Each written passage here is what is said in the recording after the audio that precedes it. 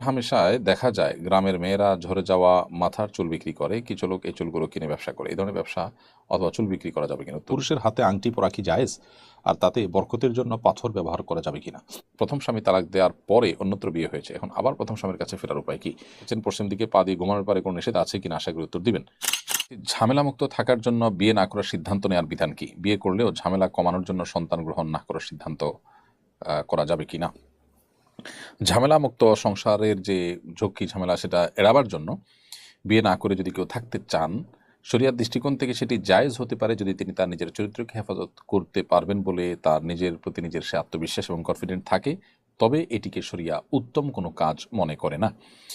শরিয়ার দৃষ্টিকোণ থেকে উত্তম কাজ হবে আপনি বিবাহ শাদী সংসার সন্তান সন্ততি লালন পালন করার পাশাপাশি আল্লাহ রাব্বুল আলামিনের ইবাদত বন্দিগি এগুলোর মধ্যে মাশগুল হওয়া, নিজের আখিরাতের কাজে এগিয়ে যাওয়া।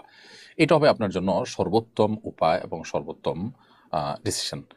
আর এই মতটি অধিকতর শক্তিশালী, যদিও ইমাম শাফি রাহিমাহুল্লাহ সহ কোনো ইমামদের মত হলো যে যদি কেউ দ্বীনি ইলম এবং ইবাদত বন্দিগির জন্য বিবাহমুক্ত জীবন গঠন করতে চায়, রাখতে চায়, তো সেটা তার জন্য উত্তম। তাদের মতে নবী করিম সাল্লাল্লাহু আলাইহি ওয়াসাল্লামের হাদিসের দিকে তাকালে আমরা দেখতে পাই তিনি বলেছেন বিবাহ তার সুন্নাহর অন্তর্ভুক্ত। বিবাহ ছাড়া থাকতে চাওয়া সাহাবা ইকরামকে নবী সাল্লাল্লাহু আলাইহি ওয়াসাল্লাম বিবাহ করা, সংসার করার প্রতি উদ্বুদ্ধ করেছেন। এখান থেকে বোঝা যায় যে সে উত্তম। আর বিয়ে করার পর সন্তান হওয়ার ক্ষেত্রে সন্তান হলে ঝামেলা হবে, সেজন্য আপনি সন্তান কম রাখলেন বা সন্তান নিলেন না, এরকম যদি সিদ্ধান্ত নেন সেটিও ভুল। কারণ নবী করিম সাল্লাল্লাহু আলাইহি ওয়াসাল্লাম বিভিন্ন হাদিসের আলোকে বোঝা যায় সন্তান গ্রহণ করতে বিরত থাকার বিষয়টিকে তিনি মোটেও প্রশংসার চোখে তিনি দেখেননি, বরং এটিকে কোনো ক্ষেত্রে বৈধতা দেওয়া হয়েছে, জাস্ট এইটুকু। কিন্তু এটি কখনো উত্তম নয়। নবী রাসূলদের আল্লাহ সুবহানাহু ওয়া তাআলা যে সন্তান সন্ততি দিয়েছেন, সংসার তাদের ছিল, এরপরে তারা নবী রাসূল হয়েছেন, যদি এটা উত্তম হতো সন্তান গ্রহণ না করাটা, তাহলে সেক্ষেত্রে তারা কিন্তু সে পথে যেতেন।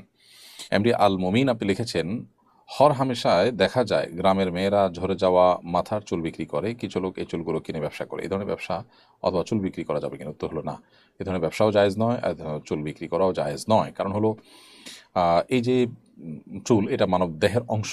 আল্লাহ রাব্বুল আলামিন মানুষের শরীরকে, মানুষকে মর্যাদা দিয়েছেন, যার কারণে তার এই শরীরের অংশ বিক্রি করা বা এটাকে আপনার ব্যবসার পণ্য হিসেবে বানানো, এটা মানবতার জন্য, মানব দেহের জন্য অপমানের। সেজন্য শরীয়ত এটাকে হারাম করেছে এবং সেই সাথে যারা বিক্রি করছেন তারাও গুনাহগার হবেন।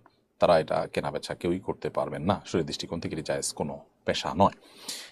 এজাম শাকিল হোসেন সাদ আপনি লিখেছেন, পুরুষের হাতে আংটি পরা কি জায়েজ? আর তাতে বরকতের জন্য পাথর ব্যবহার করা যাবে কিনা? ভাই শাকিল হোসেন সাদ, পুরুষের হাতে আংটি পরিধান করা এই বিষয়টি জায়েজ হতে পারে যদি সেটা রূপার আংটি হয়। লোহা, তামা কিংবা স্বর্ণ এগুলোর ব্যবহারের ব্যাপারে শরীয়তে নিষেধাজ্ঞা রয়েছে পুরুষের জন্য। লোহা এবং তামা তো সবার জন্য প্রযোজ্য, এটি নিরুৎসাহিত করা হয়েছে নবী সাল্লাল্লাহু আলাইহি ওয়াসাল্লাম হাদিসে, তিনি পরিষ্কারভাবে এটিকে ডিসকাস করেছেন। আর স্বর্ণ, এটার ব্যবহার পুরুষের জন্য হারাম করা হয়েছে, নারীদের জন্য সেটি জায়েজ রাখা হয়েছে। কেন পুরুষের জন্য হারাম, কেন নারীর জন্য জায়েজ, এটা আল্লাহ সুবহানাহু ওয়া তাআলার টেকনোলজি, আমাদের সব কিছু বোঝাতে আসলে জরুরি নয়। শিলু আক্তার লিখেছেন, প্রথম স্বামী তালাক দেওয়ার পরে অন্যত্র বিয়ে হয়েছে, এখন আবার প্রথম স্বামীর কাছে ফেরার উপায় কি? প্রথম স্বামীর সাথে আপনার যে বিচ্ছেদ হয়েছে, এই বিচ্ছেদটা যদি শরিয়া দৃষ্টিকোণ থেকে সঠিক এবং যথাযথভাবে বিচ্ছেদ হয়ে থাকে, কারণ আপনি এখানে লিখেছেন প্রথম স্বামী তালাক দেওয়ার পর, প্রথম স্বামী আপনাকে তালাক দিয়েছে, শরিয়া দৃষ্টিকোণ থেকে বিচ্ছেদ হয়েছে, এরপর নতুন বিয়ে যদি হয়, তাহলে এখন আবার পূর্বের স্বামী অর্থাৎ প্রথম স্বামীর কাছে ফিরে আসতে শুধু নতুন করে বিবাহ সম্পাদন করতে হবে। ব্যাস, দুজন সাক্ষীর উপস্থিতিতে বিবাহ সম্পাদন করে আবার আপনারা চাইলে সংসার করতে পারবেন। এরপর সিয়াম আব্রাহাম এআইডি থেকে আপনি লিখেছেন, আমার স্ত্রী ছোটবেলায় কিশোরী বয়সে জামাই বউ খেলতে গিয়ে 3 বার কবুল বলে বিয়ে করেছে ছোট বয়সের ছেলে মেয়েদের সামনে। সে বিয়ে কি হয়েছে? না, সে বিয়ে হয়নি। কারণ হলো দুজন সাক্ষীর উপস্থিতিতে আপনার প্রস্তাব এবং সম্মতি থাকতে হয়। আর ছোট বাচ্চারা তাদের নিজেদের বিয়ে শাদী দিলে সেটা শরিয়া দৃষ্টিকোণ থেকে বিয়ে শাদী হিসেবে গণ্য হয় না। এখানে অভিভাবকদের ইনভলভেশন থাকলে শর্ত সাপেক্ষে সেটি বিবাহ হিসাবে গণ্য হতে পারে শরিয়া দৃষ্টিকোণ থেকে।